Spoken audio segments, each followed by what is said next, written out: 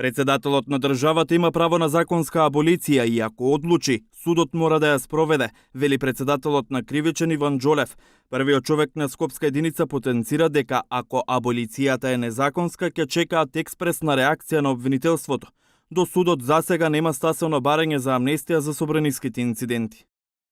Иако алудирате на председателот, тоа нема да го коментирам. Не е убаво судот да се позиционира пред нешто да се одлучи.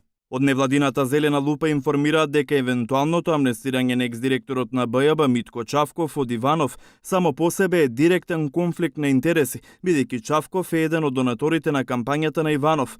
Ги повикуваат СЈО, обвинителството за организиран криминал и антикорупцијската комисија да ги проверат нивните информации за шефот на државата навремено да биде опоменат.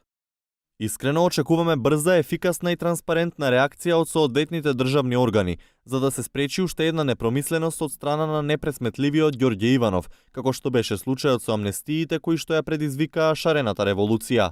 Поранешната судика во Европскиот суд за човекови права Маргарита Цаца Николовска смета дека Иванов не може да амнестира за случајот 27 април.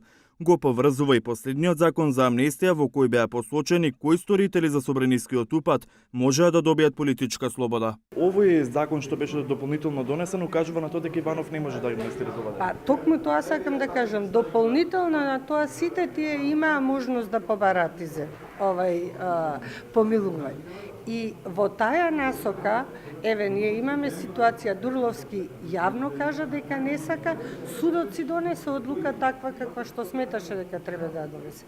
Другите што не побарале е една работа и втора работа е зашто се во државата согласно правниот систем и мислам и меѓународните стандарди не може да се бара помилување. Од кабинетот на шефот на државата Иванов и понатаму нема одговор, дали и по кој закон би ги помилувал обвинетите за собранискиот упад.